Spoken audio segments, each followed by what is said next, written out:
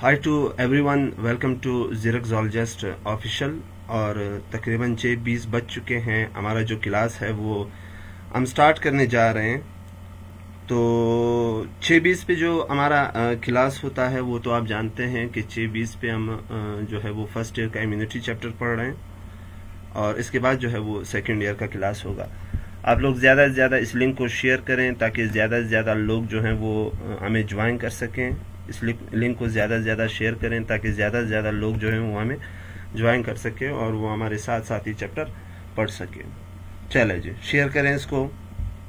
हम कुछ वेट करते हैं, उसके बाद जो है स्टार्ट लेंगे और आप तब तक इसको शेयर करें। अच्छा, रहीम नदीम नज़र जो है, वालेकुम अस्सलाम।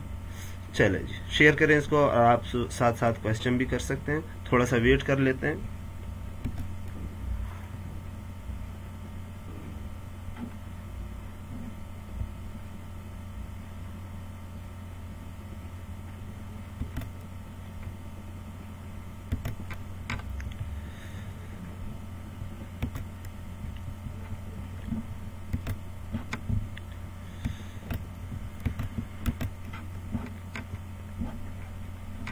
चैप्टर इम्यूनिटी है। आज हमने इम्यूनिटी को डिस्कस करना है, ठीक है। इम्यूनिटी के चैप्टर का जो है वो हमारा पहला लेक्चर होगा।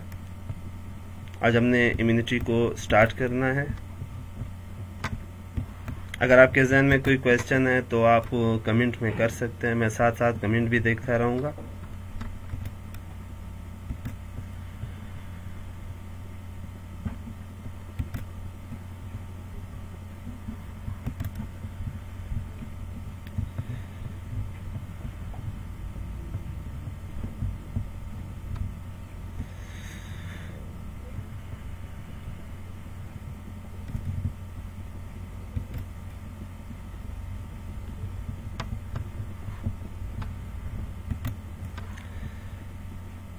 अच्छा जी, दाऊद खान वालेकुम अस्सलाम।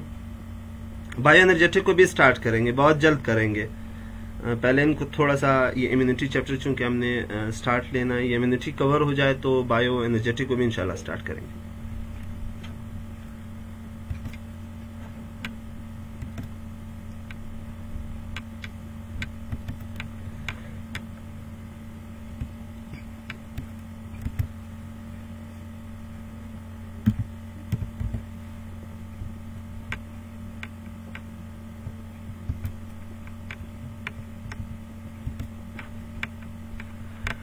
अच्छा जी, हमें 9 लोग तकरीबन ज्वाइन कर चुके हैं। इसको लिंक को शेयर करें और हमें जितने ज़्यादा से ज़्यादा लोग ज्वाइन करेंगे उतना ही आपको बेहतर अच्छा लगेगा।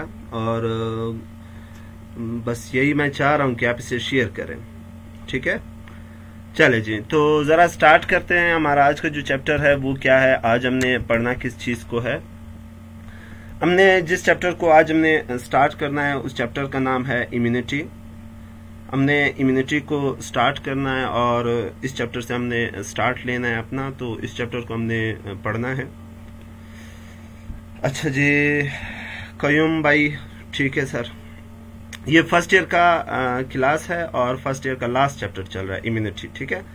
तो इस क्लास में हमने इम्यूनिटी को पढ़ना है, ये इम्यूनिटी का क्लास है। इसके बाद सेकेंड ईयर का क्लास भी होगा जिसमें हमने नर्वस कोऑर्डिनेशन को कल स्टार्ट किया है और आज उसका जो है दूसरा लेक्चर होगा।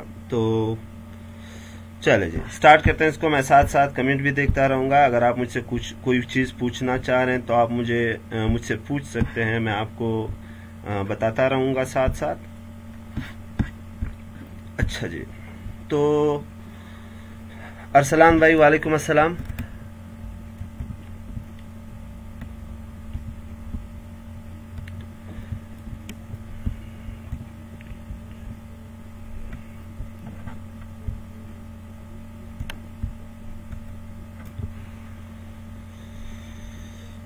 दाऊद भाई, एटीपी और न्यूक्लियोटाइड के दरमियान जो डिफरेंस है वो आपको बताएंगे जब उस चैप्टर पे हम पहुंच जाए, जब हम उस चैप्टर को स्टार्ट करें। यहाँ पे आपको कैसे बता दूं ये डिफरेंस।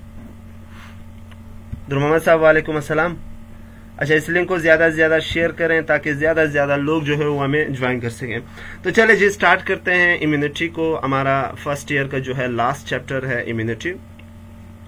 इम्यूनिटी चैप्टर इंतहाई डीप वाला चैप्टर है। इस चैप्टर में आपको कई न्यू जो है टर्म्स है वो आपको बताएंगे, और साथ साथ में आपको जो WBC है इस चैप्टर के अंदर लास्ट में आपने WBC इस चैप्टर का टोटल खुलासा ये है, इस चैप्टर के अंदर आपने ये पढ़ना है कि आपके अंदर जो फौज रह रही है जिसने आपको तहफ़्फ़ुज़ देना है, आपके अंदर जो फौज रह रही है जिसने आपको तहफ़्फ़ुज़ देना है, वो फौज आपके अंदर कैसे काम करती है। मिसाल के तौर पे थोड़े आगे मैं बताऊंगा आपको कि जिस तरह हमारे सरहद जो है, हमारे जो बॉर्डर्स हैं, उनका डिफेंस जो है वो हमारी आर्मी करती है, इसी तरह हमारे इंटरनल जो बॉडी है उसे भी डिफेंस चाहिए, और हमारे इंटरनल बॉडी का जो डिफेंस होता है वो होता है जिस सिस्टम से, उस सिस्टम को हम कहते हैं WBC।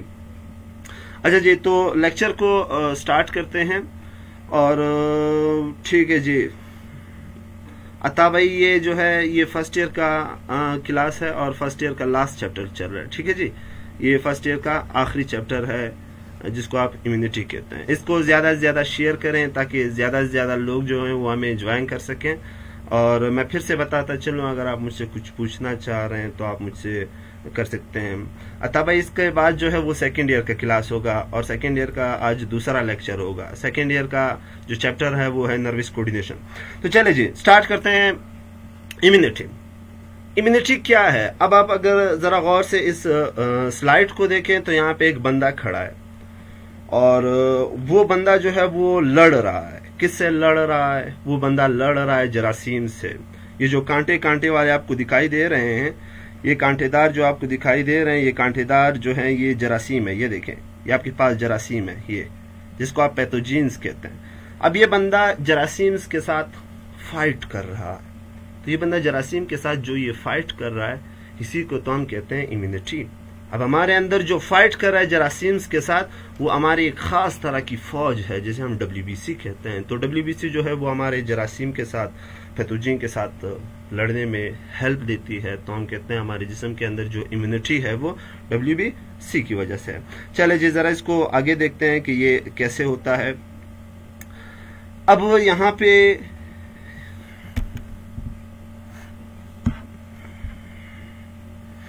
अच्छा जी, तो यहाँ पे सबसे पहले दो अल्फाज हैं। पहला लफ्ज है इम्यूनिटी। इम्यूनिटी किसे कहते हैं? इम्यूनिटी क्या है?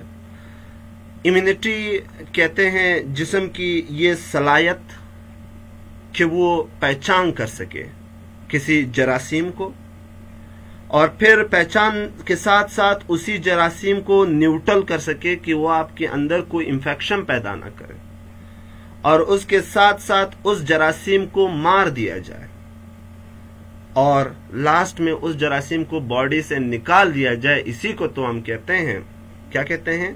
इम्यूनिटी। तो व्हाट इज इम्यूनिटी? इम्यूनिटी क्या है? हमारे पास जो इम्यूनिटी है, इम्यूनिटी हम कहते हैं, इम्यूनिटी हम कहते हैं, मैं पहले कलर का पेन का कलर चेंज करूं।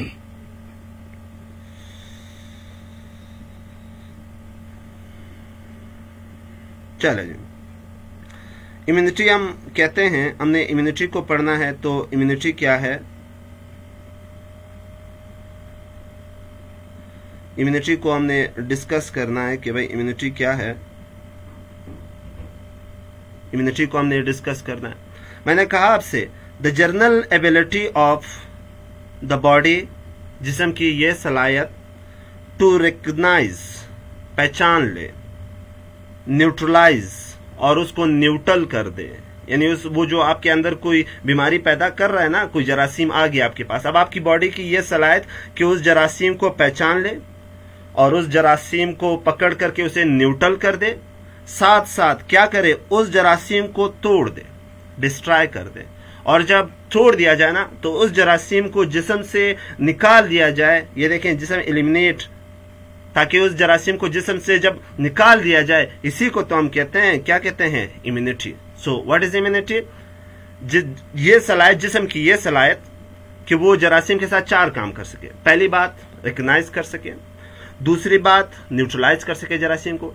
तीसरी बात, उस जरासीम को डिस्ट्रॉय किया जाए। और चौथी बात, उस जरासीम को जिस्म से निकाल लिया जाए। अब ये सारे काम क्यों हो रहे हैं? आपकी बॉडी के अंदर वो कौन से स्ट्रक्चर हैं जो ये चार काम कर रहे हैं? वो कर क्यों रहे हैं? ये चार जो काम आपके अंदर हो रहे हैं, ये कर रहे हैं एक खास तरह की फौज, और उस फौज का नाम क्या है? WBC, white blood cell. इसी चैप्टर के आगे हमने तफसील से इसी व्हाइट ब्लड सेल को डिफाइन करना है कि भाई व्हाइट ब्लड सेल के कितनी किस्में हैं, और इसमें ग्रेनोसाइट क्या है, ए ग्रेनोसाइट क्या है, ग्रेनोसाइट में कौन कौन आ रहा है, ए ग्रेनोसाइट में कौन कौन आ रहा है, फिर मोनोसाइट जो है वो मैक्रोफेज में कैसे कन्वर्ट होता है, फिर लिम्फोसाइट की कितनी किस्में हैं, बी है, टी है, फिर बी लिम्फोसाइट की कितनी किस्में हैं, टी लिम्फोसाइट की कितनी किस्में, आपके अंदर एंटीबॉडी कैसे बनते हैं, ये सारे हमने देखने हैं। अच्छा जी, इम्यूनिटी क्लियर है? जी भाई, अगर किसी को इम्यूनिटी क्लियर नहीं है लफ्ज तो पूछ सकता है, वरना मैं आगे चल रहा हूं। जी, कोई क्वेश्चन हो तो आप कमेंट कर सकते हैं, और इसको ज्यादा से ज्यादा शेयर करें ताकि ज्यादा से ज्यादा लोग जो हैं वो हमें ज्वाइन कर सके। ठीक है जी।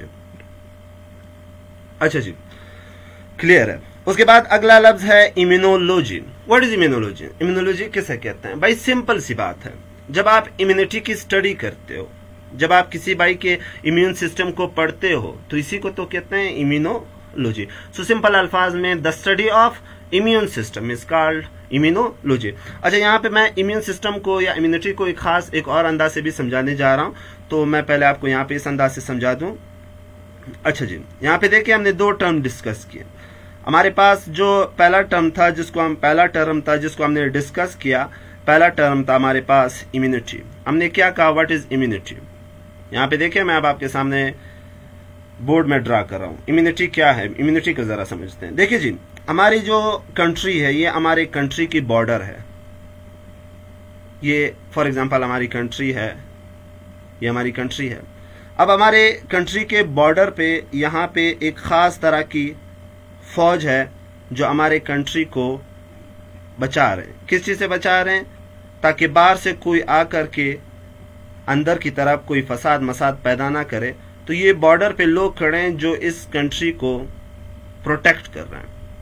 हम कहेंगे कि भाई ये बॉर्डर पे जो खड़े हैं ये फौज है, और मैंने इसे कह दिया आर्मी। ठीक है।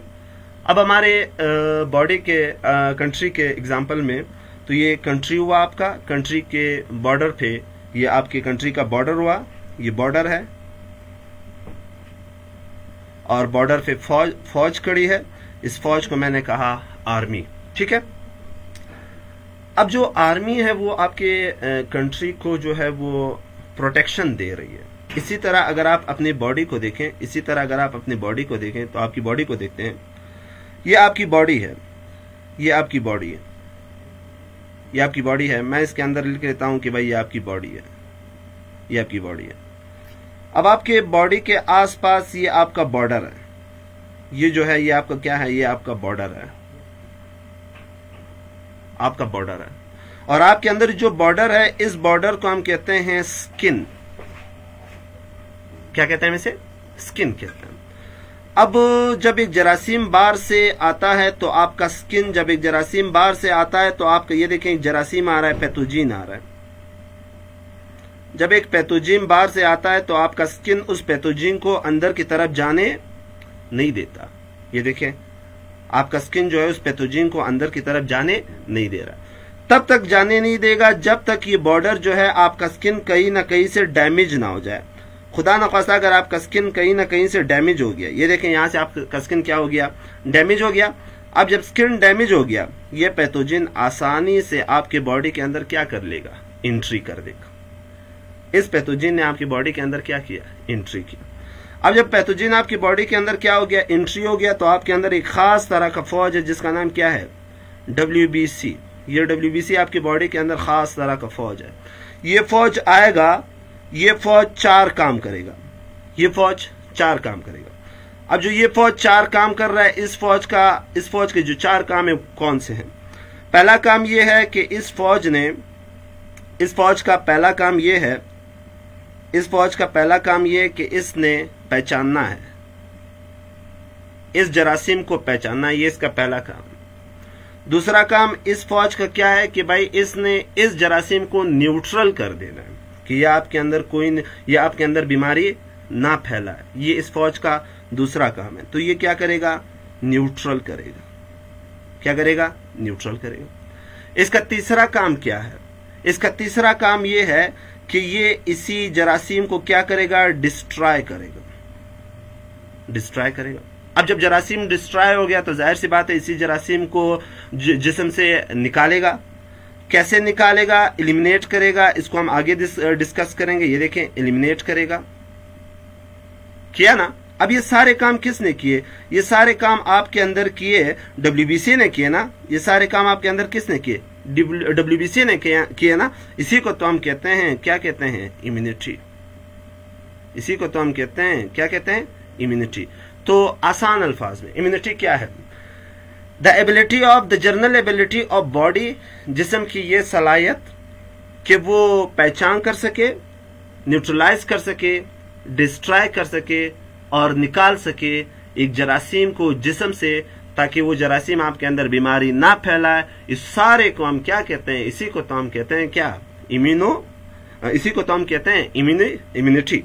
चले जी, उसके बाद अगला लफ्ज है immunology. What is immunology? Immunology को जरा डिस्कस करते हैं। इम्यूनोलॉजी क्या है? तो जरा इम्यूनोलॉजी को देखते हैं। देखिए, जब आप इम्यूनिटी की स्टडी कर रहे हैं, अब यहाँ पे आप जब स्टडी करते हैं, जब आप इम्यूनिटी की स्टडी करते हैं, जब आप इम्यूनिटी की स्टडी करते हैं, इसी को हम कहते हैं, क्या कहते हैं? इम्यूनोलॉजी। यही आपके पास क्या है? यही आपके पास क्या है? इम्यूनोलॉजी। यहां तक क्लियर है? अगर किसी को कोई कंफ्यूजन हो इन दो अल्फाज में तो पूछ सकते हैं आप कमेंट में, मैं फिर से बताऊंगा, वरना हम आगे चलेंगे। पहला लफ्ज हमारे पास क्या था? इम्यूनिटी। दूसरा लफ्ज क्या था? इम्यूनोलॉजी। जी, कोई कंफ्यूजन हो? तकरीबन कयूम भाई ये हर जानदार में होता है। तकरीबन हर जानदार के अंदर जो इम्यूनिटी है, वो तकरीबन हर जानदार के अंदर इम्यूनिटी जो है वो मौजूद होती है, हर जानदार के अंदर। जी भाई, और कोई?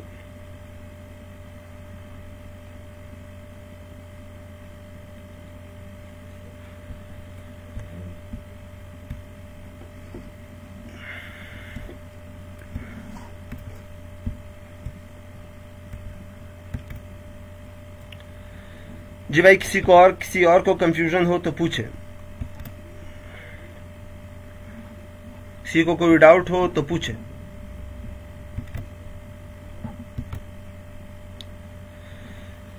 क्लियर है? चले जी, इसके बाद हम चलते हैं जरा अपने अगले टर्म्स पे, जो इसके बाद हमने पढ़ने हैं।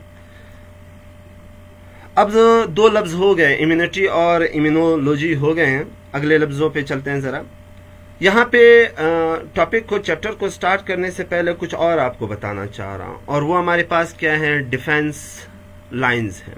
डिफेंस लाइंस किसे हम कहते हैं? देखिए जी, आसान अल्फाज में इसको समझने की कोशिश करते हैं। डिफेंस लाइंस को देखते हैं जरा। डिफेंस लाइन क्या है? आपकी बॉडी के आसपास कई सारे लहरें हैं, कई सारे लहरें। ये देखें, ये दूसरी लेयर हुई, अब यहां पे ये तीसरी लेयर हुई, कई सारे लहरें हैं और दरमियान में आप मौजूद हैं। मिसाल आपका सिस्टम है, मैं इसको सिस्टम कह देता हूं। ये आपका सिस्टम है, ये आपका सिस्टम है। जब एक पैथोजन, जब एक जरासीम आता है बाहर से ना, अगर वो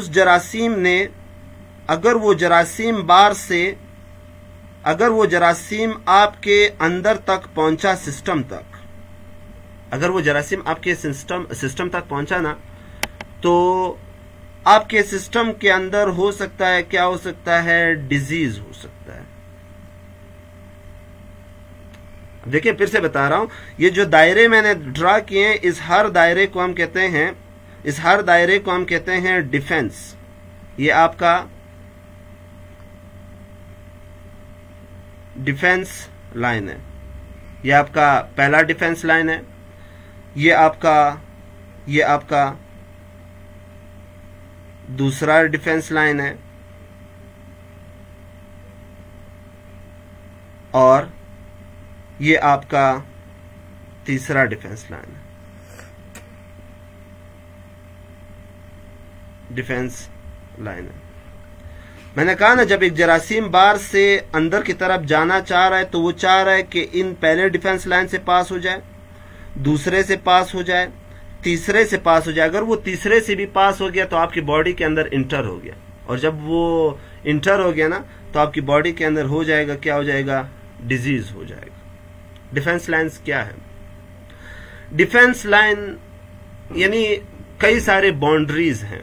जब एक जरासीम बाहर से आता है तो आपके बॉडी के अंदर कई सारे बाउंड्रीज हैं जो उस जरासीम को अंदर की तरफ जाने नहीं देता। आपकी बॉडी के अंदर कई सारे बाउंड्रीज है जो उस जरासीम को अंदर की तरफ जाने नहीं देता।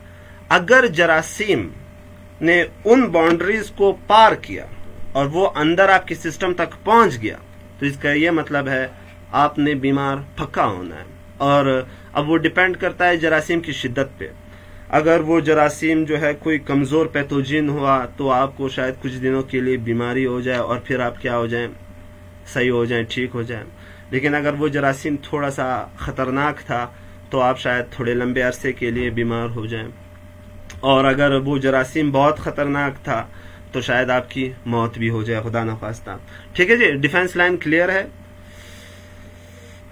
जी भाई? किसी को कंफ्यूजन हो तो पूछे। अच्छा जी,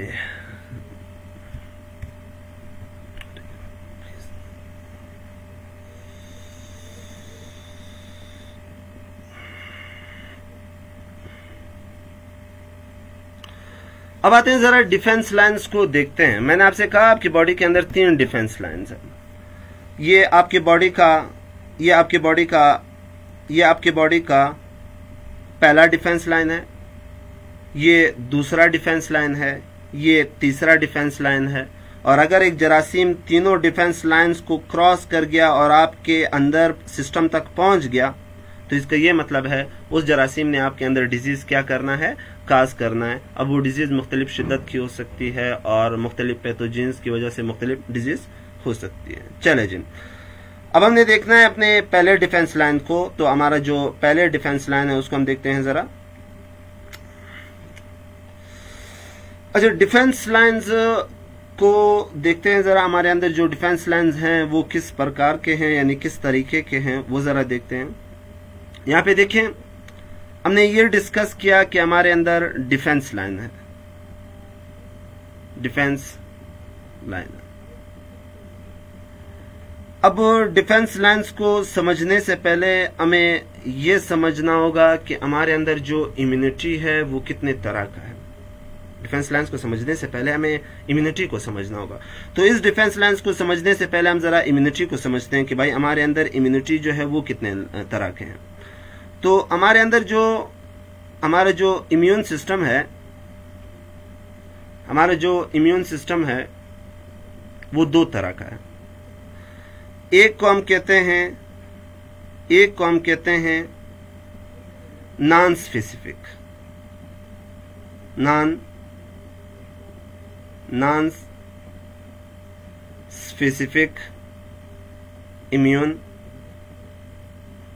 इम्यून सिस्टम, और दूसरे को हम कहते हैं specific immune system. Specific immune system. तो इम्यून सिस्टम कितने तरह का हुआ? 2। एक हमारे पास क्या है, नॉन स्पेसिफिक, दूसरा हमारे पास क्या है, स्पेसिफिक। ठीक है। अब नॉन स्पेसिफिक इम्यून सिस्टम ये है कि ये हमें, जब हम पैदा होते हैं ना, तो ये हमारे अंदर बाय बर्थ होता है। तो इसलिए हम नॉन स्पेसिफिक इम्यून सिस्टम के साथ लिखते हैं कि ये इनेट इम्यून सिस्टम है। ये बाय बर्थ आपको मिला है। जब आप पैदा हुए तो ये आपके अंदर मौजूद था, इनेट इम्यून सिस्टम। जब आप पैदा हुए तो ये आपके अंदर मौजूद था, ये इनेट है। और अगर हम स्पेसिफिक इम्यून सिस्टम को देखें ना, तो ये आपके अंदर बाय बर्थ नहीं था।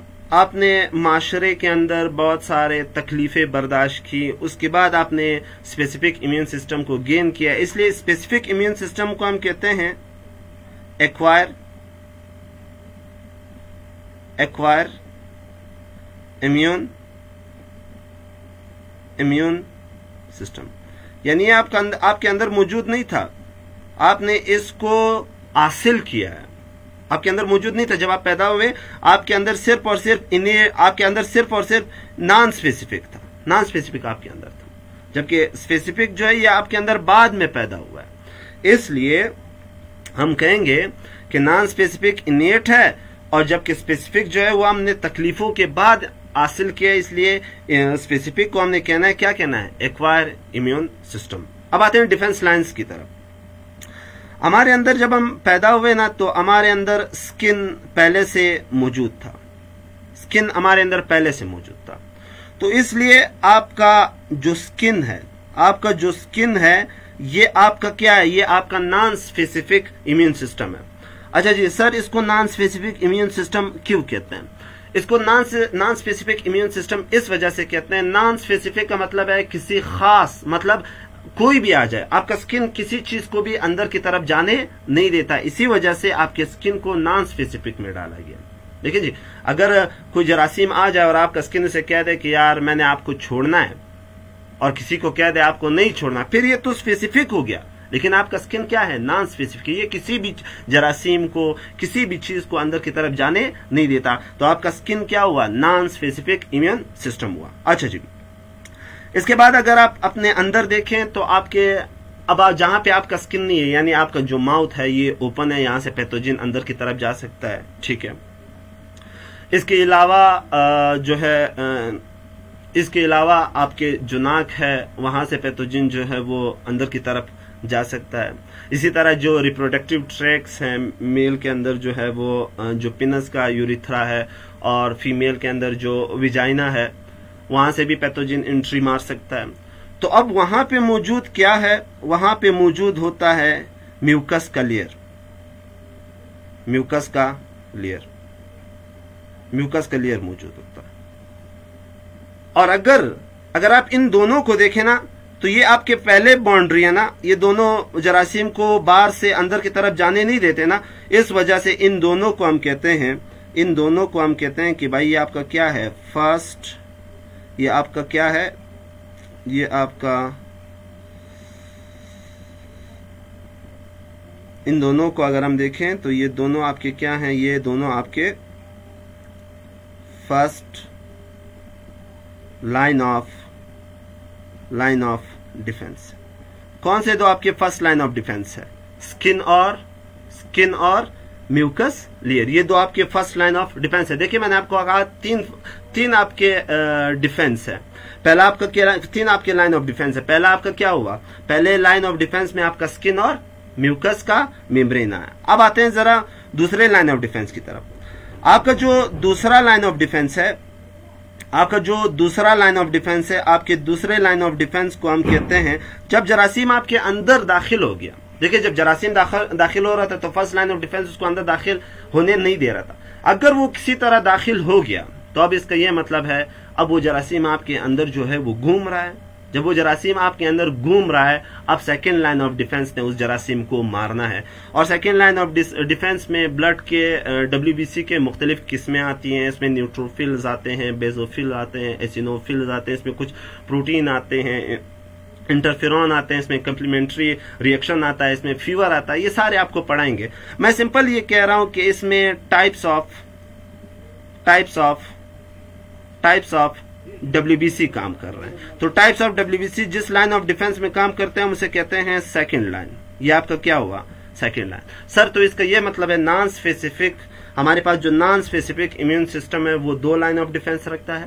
पहले लाइन में क्या आता है, स्किन और म्यूकस मेम्ब्रेन, और दूसरे लाइन ऑफ डिफेंस में आपके पास क्या आता है, टाइप्स ऑफ WBC। इसमें न्यूट्रोफिल्स हैं, बेजोफिल्स हैं, और भी कई सारे प्रोटीन्स हैं, फीवर है, और भी कई सारे रिएक्शन है। जब हम सेकंड लाइन ऑफ डिफेंस को पढ़ेंगे तब इसको तफसील से डिस्कस करेंगे। अब आते हैं जरा स्पेसिफिक इम्यून सिस्टम की तरफ। आपका स्पेसिफिक इम्यून सिस्टम जो है ये आपके अंदर, मैंने आपसे कहा इसको हम स्पेसिफिक क्यों कहते हैं, क्योंकि ये खास चीज पे अटैक करता है। अब आपके अंदर मिसाल के तौर पे दो तरह के बैक्टीरिया, एक आपके लिए फायदेमंद है और एक आपके लिए क्या है, नुकसानदेह है। अब आपका जो इम्यून सिस्टम है वो फायदेमंद बैक्टीरिया को कुछ नहीं कहता, लेकिन आपकी जो जिसको हम नेचुरल फ्लोरा भी कहते हैं उनको कुछ नहीं कहता। लेकिन वो बैक्टीरिया जो आपके अंदर कोई ना कोई बीमारी फैलाना चाह रहे हैं, अब टीबी का बैक्टीरिया, तो अब आपके अंदर कुछ ना कुछ ऐसा तो होगा जिसने टीबी के बैक्टीरिया को क्या करना है, मारना है। तो टीबी के बैक्टीरिया को जो मारेगा उसे हम कहते हैं क्या कहते हैं, एंटीबॉडीज। और आपके जो एंटीबॉडीज होते हैं ना, ये आते हैं किस में आते हैं, ये आते हैं थर्ड लाइन ऑफ डिफेंस में। ये आपका क्या है, थर्ड लाइन ऑफ डिफेंस। तो इसका ये मतलब है सर, हमारे अंदर जो इम्यून सिस्टम है वो दो तरह का है। एक जो है वो नॉन स्पेसिफिक है, एक क्या है, स्पेसिफिक है। नॉन स्पेसिफिक में आपके पास दो लाइन ऑफ डिफेंस आते हैं, इसमें फर्स्ट लाइन ऑफ डिफेंस और सेकेंड लाइन ऑफ डिफेंस।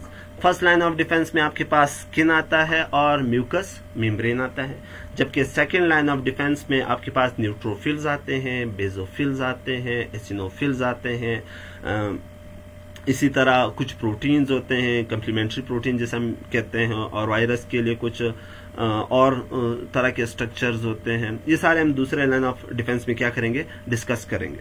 अच्छा जी, आगे चलें। और जो स्पेसिफिक इम्यून सिस्टम है ना, उसमें फिर स्पेसिफिक इम्यून सिस्टम को हम एक्वायर इम्यून सिस्टम भी कहते हैं। एक्वायर इम्यून सिस्टम जो है वो आप माशरे में वक्त के गुजरने के साथ साथ हासिल करते हैं, इसीलिए एक्वायर जो इम्यून सिस्टम है वो स्पेसिफिक होता है और इसके अंदर एंटीबॉडीज होते हैं, और यही एंटीबॉडीज आपके थर्ड लाइन ऑफ डिफेंस को बनाते हैं। चले जी, अब जरा देखते हैं, अगर किसी को कोई कंफ्यूजन हो तो आप कमेंट कर सकते हैं, उसी को क्लियर करते हैं, वरना आगे चलते हैं। जी भाई, किसी को कोई कंफ्यूजन हो?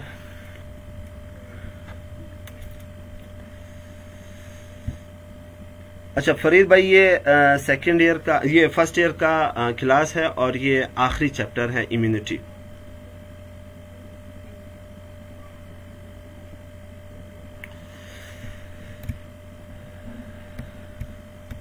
अच्छा नासिर भाई, न्यूट्रोफिल्स अटैक करेंगे या मैक्रोफेज? नासिर भाई, जब हम सेकेंड लाइन ऑफ डिफेंस पे आएंगे तब आपको बताऊंगा कि न्यूट्रोफिल्स कैसे अटैक करते हैं सेकेंड लाइन ऑफ डिफेंस में, और जो मैक्रोफेजेस हैं वो कैसे अटैक करते हैं, ये हम तब डिस्कस करेंगे। अगर अभी मैं बता दूं तो बच्चे कंफ्यूज हो जाएंगे। जी भाई, और किसी का कुछ हो इस टॉपिक से, जहां तक हमने पढ़ा है, किसी को कंफ्यूजन हो तो पूछे, वरना मैं आगे चल रहा हूं। चले ठीक है, आगे चलते हैं जरा।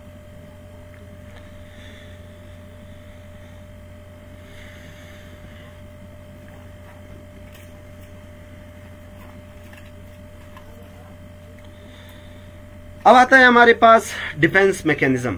मैंने आपसे कहा ना, डिफेंस मैकेनिज्म दो तरह के हैं। एक को हमने क्या कहा, एक को हमने कहा नॉन स्पेसिफिक डिफेंस मैकेनिज्म, दूसरे को हमने क्या कहा, स्पेसिफिक डिफेंस मैकेनिज्म।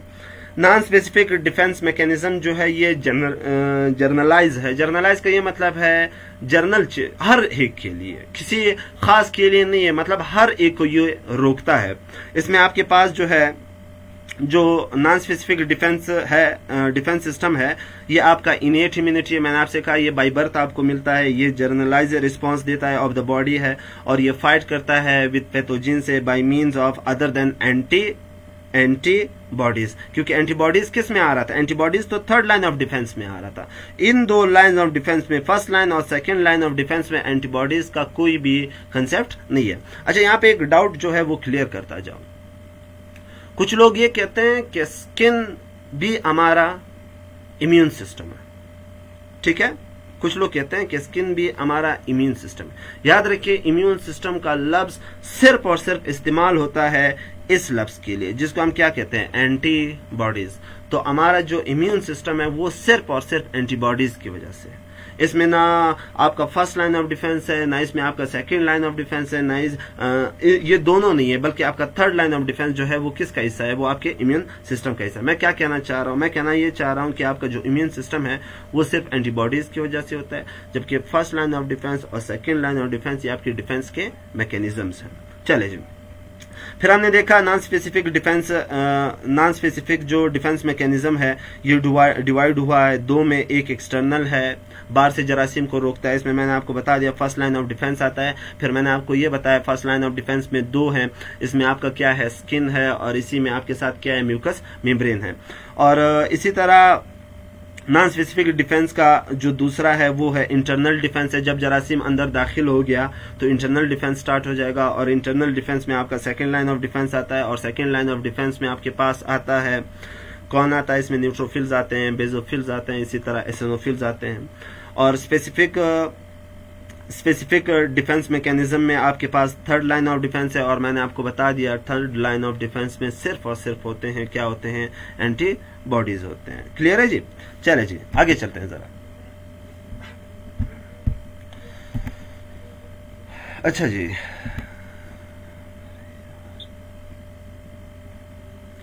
अब सबसे पहले हमने फर्स्ट लाइन ऑफ डिफेंस को स्टार्ट करना है। फर्स्ट लाइन ऑफ डिफेंस में हमने सबसे पहले स्किन को पढ़ना है। ठीक है जी, सबसे पहले हमने स्किन को पढ़ना है।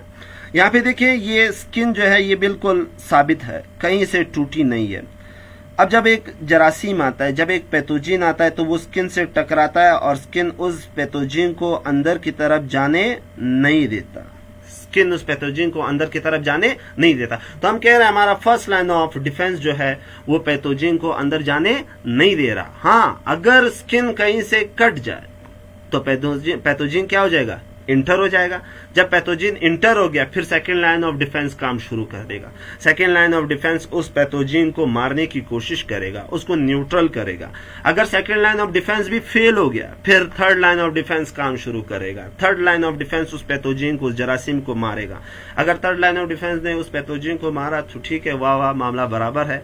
लेकिन अगर वो pathogen third line of defence से भी बच गया और आपके सिस्टम तक पहुंच गया तो फिर आपके अंदर बीमारी ने फैलना है। ठीक है जी, आज हम फर्स्ट लाइन ऑफ डिफेंस में। तो फर्स्ट लाइन ऑफ डिफेंस में हमने कहा था स्किन है और दूसरा क्या है, म्यूकस मेम्ब्रेन है। सबसे पहले स्किन को देखते हैं। अच्छा, स्किन के अंदर दो खासियतें हैं। पहली खासियत यह है कि स्किन आपका फिजिकल बैरियर है, बाहर से जरासीम को अंदर की तरफ जाने नहीं देता। साथ साथ में जो स्किन है, इसी के साथ जो आपका स्किन है, स्किन जो है वो केमिकल भी सिक्रीट करता है। क्या आप मुझे बता सकते हैं आपका स्किन कौन कौन से केमिकल्स को सिक्रीट करता है? वो कौन से केमिकल्स हैं जो आपके स्किन से सिक्रीट होते हैं? जी, किसी को मालूम हो तो बताएं। किसी को, कोई भी थोड़ा बहुत जानता हो कि स्किन कौन कौन से केमिकल्स को सिक्रीट करेगा? अगर किसी को मालूम है तो वो बता सकता है। किसी को भी मालूम हो जी कि स्किन कौन कौन से केमिकल जो है वो सिक्रीट कर सकता है?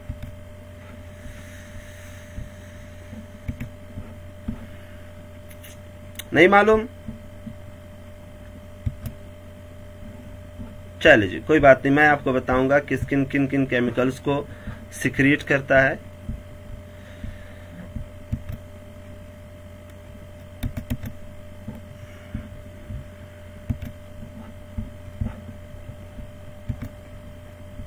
चले जी, चलते हैं जरा। अब हमने देखना यह है कि भाई स्किन जो हमारे अंदर है, स्किन का क्या काम है। तो पहली बात तो यहां पे ये समझे कि स्किन आपके बॉडी का लार्जेस्ट ऑर्गन है। आपकी बॉडी का जो लार्जेस्ट ऑर्गन है वो आपका क्या है, वो स्किन है। कुछ लोग ये कहते हैं कि भाई हमारा लार्जेस्ट ऑर्गन तो है वो तो लीवर है, लेकिन लीवर से भी स्किन क्या है, बड़ा है। तकरीबन आपके बॉडी का कोई 15% जो है वो आपके बॉडी का, अगर वजन देखा जाए ना, आपकी बॉडी का मिसाल अगर एक बंदे का वजन 100 kg है तो उसमें 15 kg जो है उस बंदे के अंदर स्किन मौजूद है। तो ठीक है, आपका स्किन जो है वो आपका बॉडी का सबसे बड़ा ऑर्गन है। स्किन जो है साथ साथ में आपके बॉडी का डिफेंस ऑर्गन भी है, और स्किन साथ साथ में कुछ सिक्रीशन भी करता है। इसको हम आगे देखते हैं जरा, किन किन सिक्रीशन को स्किन जो है वो करता है। ठीक है जी, तो स्किन जो है, स्किन का पहला पॉइंट ये है कि स्किन आपका फिजिकल बैरियर है, ये किसी चीज को अंदर की तरफ जाने नहीं देता। इसके साथ जो है वो skin is the largest organ of vertebrate body. आपकी बॉडी का जो सबसे बड़ा ऑर्गन है वो स्किन है। तकरीबन आपकी बॉडी का आपका वजन अगर 100 केजी है तो उसमें से 15 केजी जो है वो आपके स्किन का वजन होगा। आपका वजन जितना भी है उसका 15% निकाल दे तो वो आपका स्किन का वजन होगा। अच्छा जी, स्किन के अंदर कुछ खास तरह के सेल्स हैं। एक को हम कहते हैं केराटिनोसाइट्स और दूसरे को हम कहते हैं डेड सेल। ये आपके स्किन के वो सेल्स हैं, जो बाहर से पैथोजन को अंदर की तरफ जाने नहीं दे रहा। मैं असल में इन सेल्स की बात कर रहा हूं। ये आपके स्किन के सेल्स, ये वो सेल्स हैं जो बाहर से पैथोजन को अंदर की तरफ जाने नहीं देते हैं। ठीक है जी। अगर स्किन फट जाए, अगर कहीं से स्किन जो है वो डैमेज हो जाए, मिसाल आपने छुरी उठाई या आपने कोई कैंची उठाई या कोई ब्लेड उठाया और अपने स्किन को कहीं से काट दिया। अब जाहिर सी बात है जब स्किन कट गया ना, तो स्किन जब कट जाता है फिर क्या हो जाता है, जरा आपको दिखा देते हैं कि स्किन कट जाए तो कैसे दिखाई देता है। ये देखें जी, स्किन कट गया। अब जाहिर सी बात, जब स्किन कट गया, अब बाहर से जब कोई पैथोजन आएगा तो ये देखें, बाहर से कोई पैथोजन आना चाह रहा है तो वो आसानी से एंट्री करेगा। ये देखें, यहां से पैथोजन आसानी से क्या हो जाएगा, इंटर हो जाएगा। स्किन कट गई। पहले स्किन क्या थी, जब स्किन बनी हुई थी, बिल्कुल कटी नहीं थी, तो पैथोजन बाहर से अंदर की तरफ नहीं जा सकते थे। इसका ये मतलब है आपका पहला जो डिफेंस लाइन है वो आपको प्रोटेक्शन दे रहा था। लेकिन अगर स्किन कहीं से कट जाए तो फर्स्ट लाइन ऑफ डिफेंस क्या हो गया, डैमेज हो गया। अब पैथोजन बाहर से अंदर की तरफ आसानी से क्या करेगा, एंट्री करेगा। तो इसी वजह से तो हम कहते हैं कि स्किन जो है वो हमारा डिफेंस ऑर्गन है, क्योंकि ये बाहर से चीजों को अंदर की तरफ जाने नहीं देता। लेकिन अगर स्किन कट जाए ना तो बाहर से पैथोजन आसानी से अंदर की तरफ दाखिल हो सकता है। इसके बाद जरा चलते हैं, skin as a chemical barrier, कि भाई स्किन जो है वो केमिकल को कैसे सिक्रीट करता है। तो यहाँ पे ये देखिए, ये आपका स्किन है, ये आपका स्किन है। अब स्किन के अंदर ये आपका बाल है। ये देखिए, ये आपका बाल है, ये आपके स्किन से निकला हुआ बाल है। अब इस बाल के हेयर के लास्ट में देखें तो आपको यहाँ पे दो स्ट्रक्चर बताने वाला हूं, दो स्ट्रक्चर दिखाई देगा। एक यहाँ पे ग्लैंड है, ये ग्लैंड है जिसे हम सेबेशियस ग्लैंड कहते हैं। ये ऐसा ग्लैंड है जिसको हम सेबेशियस ग्लैंड कहते हैं। सेबेशियस ग्लैंड जो है वो सिक्रीशन करता है, और ये सेबेशियस ग्लैंड जो है ये तेल, ऑयल को सिक्रीट करता है। कुछ लोगों के बाल जो हैं वो ज्यादा ऑयली होते हैं, तो इसका ये मतलब है उनका सेबेशियस ग्लैंड जो है वो ऑयल को सिक्रीट कर रहा है, और उन लोगों के बाल जो हैं वो नहीं निकलेंगे। जिन लोगों का जो सेबेशियस ग्लैंड है जो सीबम को पैदा करता है, अगर ये सेबेशियस ग्लैंड सीबम को पैदा नहीं करता तो उन लोगों के बाल ज्यादा निकलने के चांसेस हैं। तो यहाँ पे देखें, skin as a chemical barrier, यहाँ पे मैंने लिखा है स्किन प्रोवाइड डिफेंस, स्किन डिफेंस देता है थ्रू केमिकल वेपन्स, केमिकल्स के जरिए देता है। अब स्किन केमिकल वेपन के जरिए कैसे डिफेंस देता है, यहाँ पे आपको ये बात समझा। स्किन दो चीजें सिक्रीट करता है, एक ये पसीना सिक्रीट करता है, दूसरा ये ऑयल को सिक्रीट करता है। ठीक है जी, स्किन पसीने को सिक्रीट करता है और साथ साथ ये सिक्रीट करता है, किसको सिक्रीट करता है, ऑयल को सिक्रीट करता है। अब जो पसीना है, पसीना एसिडिक होता है, ठीक है, एसिडिक। जब आपका स्किन जो है वो पसीने से भरा हुआ होता है, तो जब बैक्टीरिया आता है आपके स्किन पे, आपके स्किन के साथ टकराता है और वो आपके स्किन के अंदर जाना चाह रहा होता है, तो पसीना चूंकि एसिडिक है और इसके अंदर एक खास तरह का एंजाइम भी होता है जिसे लाइसोजाइम कहते हैं। वो लाइसोजाइम उस बैक्टीरिया के सेल वॉल को क्या कर देता है, डैमेज कर देता है। जब बैक्टीरिया का सेल वॉल डैमेज हो गया तो जाहिर सी बात है बैक्टीरिया अंदर की तरफ एंट्री नहीं कर सकता। तो इसका ये मतलब है स्किन से पसीना जो निकलता है वो बहुत जरूरी है, क्योंकि पसीना जो है वो एसिडिक एनवायरमेंट देता है। साथ साथ पसीने के अंदर मौजूद है, क्या मौजूद है, लाइसोजाइम मौजूद है, जो आपकी बॉडी को क्या देता है, प्रोटेक्शन देता है। ठीक है जी, तो हमने क्या कहा, skin provide defence through chemical weapon on the surface. The dermis, dermis कहते हैं स्किन के नीचे वाले लेयर को। यहाँ पे देखिए, ये स्किन का नीचे वाला लेयर है, ये लेयर स्किन का, ये जो लेयर है इसको हम डर्मिस कहते हैं। तो आपके डर्मिस के अंदर क्या मौजूद है, the dermis of the skin produce oil from the sebaceous gland. ये देखिए सेबेशियस ग्लैंड, यहाँ पे मैंने बता दिया सेबेशियस ग्लैंड कौन से ग्लैंड होते हैं, एंड स्वेट, और साथ साथ स्किन जो है वो पसीने को पैदा करता है फ्रॉम स्वेट ग्लैंड। क्या बता सकते हैं स्वेट ग्लैंड का जो साइंटिफिक नाम है वो क्या है? जी देखते हैं जरा, लास्ट में फिर बताता हूं, अगर किसी को आता है तो कमेंट कर दें। तो स्किन ने ऑयल पैदा किया सेबेशियस ग्लैंड से, और साथ साथ स्किन जो है वो पैदा कर रहा है, किस चीज को पैदा कर रहा है? साथ साथ स्किन जो है वो पैदा कर रहा है पसीने को पैदा कर रहा है। और स्किन जिस पसीने को पैदा करता है, ये देखें, स्किन जो है वो पसीने को पैदा करता है, स्वेट ग्लैंड से पैदा करता है, और पसीना जो है वो देता है स्किन सरफेस को पीएच देता है, और ये पीएच 3 से 5 होता है। मैंने कह दिया कि स्किन जो है वो स्वेट जो है वो आपको पीएच देता है, और ये पीएच बहुत ज़रूरी है क्योंकि यहाँ पे फिर पैथोजेंस जो हैं वो जो है वो सरवाइव नहीं कर सकते, क्योंकि इस पीएच की मौजूदगी में एक एंजाइम बड़ा अच्छा काम करता है जिसका नाम है लाइसोजाइम, और लाइसोजाइम जो है वो पसीने के अंदर होता है। अच्छा जी आगे देखते हैं जरा। इट इज एसिडिक, ये जो पसीना है ये क्या होता है? एसिडिक होता है, और ये इनफ टू इनिबिट, स्टॉप कर देता है किस चीज को? The growth of many micro organism, बहुत सारे छोटे छोटे माइक्रो ऑर्गेनिज्म होते हैं जो आपके स्किन पे ग्रोथ करना चाह रहा हो। तो पसीना एसिडिक है और इसके अंदर एंजाइम मौजूद है, तो वो जो एंजाइम्स है वो उन जरासीम के वाल को क्या कर देता है? तोड़ देता है। तो जरासीम क्या हो जाते हैं? टूट जाते हैं। आगे देखें, स्किन क्या करता है? इट आल्सो कंटेन, स्किन के अंदर मौजूद है, क्या मौजूद है? लाइसोजाइम, मैंने बता दिया, स्किन से पसीना निकलता है, पसीने के अंदर लाइसोजाइम मौजूद है, विच डाइजेस्ट, जो डाइजेस्ट कर देते हैं बैक्टीरिया के सेल वाल को। जाहिर सी बात है, जब बैक्टीरिया का सेल वाल ही डैमेज हो गया, ये बैक्टीरिया है, बैक्टीरिया का ये बाहर वाला सेल वाल है, अगर बैक्टीरिया का सेल वाल ही डैमेज हो गया तो बैक्टीरिया खाक सर्वाइव करेगा। तो लाइसोजाइम जो है वो डिस्ट्रॉय कर देता है, डाइजेस्ट कर देता है बैक्टीरिया को के सेल वाल को, और इसके साथ साथ आपका जो पसीना है वो कुछ न्यूट्रल एंटीबायोटिक्स को भी रखता है, और उन न्यूट्रल एंटीबायोटिक का नाम है लैक्टिक एसिड।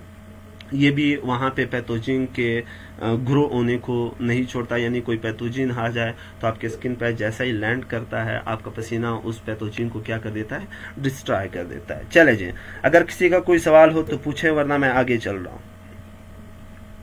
चलें आगे।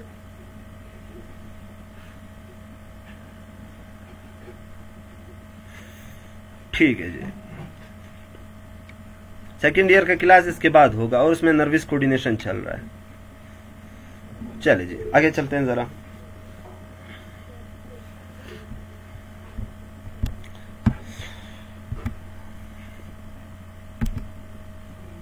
अब skin as a chemical barrier, तो आपको बता दिया है कि भाई स्किन जो है वो एज अ केमिकल बैरियर कैसे काम करता है। आपको बता दिया स्किन के अंदर सेबेशियस ग्लैंड मौजूद होते हैं, और सेबेशियस ग्लैंड जो है वो तेल को पैदा करते हैं। इसी तरह आपके स्किन के अंदर ये ग्लैंड मौजूद हैं जो पसीने को पैदा करते हैं, और इस ग्लैंड को हम कहते हैं सूडोफेरस ग्लैंड। ये स्वेट ग्लैंड का साइंटिफिक नाम है। चले जी आगे चलते हैं जरा। अब बात करते हैं कि भाई हमारे अगर एक पैथोजन हमारे स्किन से दाखिल ना हो जाए तो जाहिर सी बात है उस पैथोजन के पास कुछ और सुराख तो भी है, वहां से भी दाखिल तो हो सकता है। आपके ओरल कैविटी का, आपका जो मुंह है यहाँ से अंदर जा सकता है एक जरासीम, आपके नाजल कैविटी से अंदर जा सकता है, आपके आंख के अंदर जो कैविटी है यहाँ से अंदर जा सकता है। इसी तरह रिप्रोडक्टिव जो कैविटी है, जो रिप्रोडक्टिव ट्रैक है वहां से जा सकता है। इसी तरह गैस्ट्रो इंटेस्टाइनल ट्रैक है वहां से जा सकता है। तो वहां पे जरासीम को रोकने के लिए क्या किया गया है? सबसे पहले आपके मुंह को देख लेते हैं जरा कि ओरल कैविटी के अंदर क्या है। तो जब एक जरासीम बाहर से आपके ओरल कैविटी के अंदर, आपके मुंह के अंदर, जो एक जरासीम बाहर से आपके मुंह के अंदर दाखिल होता है तो आपके मुंह के अंदर थूक बनती है, जिसे हम क्या कहते हैं? जिसे हम कहते हैं स्लाइवा। ये देखिए स्लाइवा, थूक बनती है। अब थूक क्या करता है? थूक के अंदर दो चीजें मौजूद है, एक क्या मौजूद है? लाइसोजाइम, और दूसरा मौजूद है सोडियम हाइड्रोकार्बोनेट, आई थिंक यही कहते हैं, या sodium bicarbonate, I think sodium bicarbonate से कहते हैं। लाइसोजाइम मौजूद है और इसके साथ मौजूद है NaHCO3 मौजूद है। अब ये लाइसोजाइम क्या कर देता है? ये उस बैक्टीरिया का, ये बैक्टीरिया है, इस बैक्टीरिया के सबसे बाहर वाले दीवार को लाइसोजाइम क्या कर देता है? बैक्टीरिया के सबसे बाहर वाले सेलवाल को क्या कर देता है? तोड़ देता है। अब जब जाहिर सी बात है बैक्टीरिया का सेलवाल टूट गया तो बैक्टीरिया की क्या हो जाती है? डेथ हो जाती है। तो आपके मुंह के अंदर जब बैक्टीरिया जाता है तो स्लाइवा के अंदर क्या मौजूद है? लाइसोजाइम मौजूद है, और इसके साथ मौजूद है सोडियम बाइकार्बोनेट मौजूद है, जो बैक्टीरिया को क्या कर देते हैं, तोड़ देते हैं। तो आपका सलाइवा जो है वो एक तरह का केमिकल बैरियर है, किसके लिए, पैथोजेंस के लिए, जरासीम के लिए। यहाँ पे मैंने यही लिखा है, microbes are present in food, खुराक के अंदर मौजूद होते हैं, माइक्रोब्स खुराक के अंदर मौजूद होते हैं। जब आप खुराक को अपने मुंह में यानी खाते हैं तो बहुत से सारे जरासीम को मार दिया जाता है। कौन मार देता है, सलाइवा मार देता है, क्योंकि सलाइवा के अंदर सोडियम बाइकार्बोनेट मौजूद है और इसी के साथ मौजूद है, क्या मौजूद है, लाइसोजाइम मौजूद है। इसके बाद जरा चलते हैं, देखते हैं अगर वो जरासीम किसी न किसी तरीके से दाखिल हो गया आपके मैदे के अंदर, मतलब आपके मुंह से वो जरासीम सलाइवा से बच गया, अब आपके स्टमक तक वो पहुंचा। जब वो जरासीम आपके स्टमक तक पहुंचता है तो आपका स्टमक जो है, आपके स्टमक के अंदर खास तरह के ग्लैंड्स हैं और इन ग्लैंड का काम है कि पैदा करे HCl को। किस चीज को पैदा करे, HCl को। अब ये जो HCl पैदा होगा, ये HCl के साथ साथ थोड़े बहुत एंजाइम भी होते हैं। ये HCl और वो एंजाइम उस पैथोजन को क्या कर देते हैं, तोड़ देते हैं। तो आपके स्टमक के अंदर पैथोजन को ऐसे तोड़ा जाता है।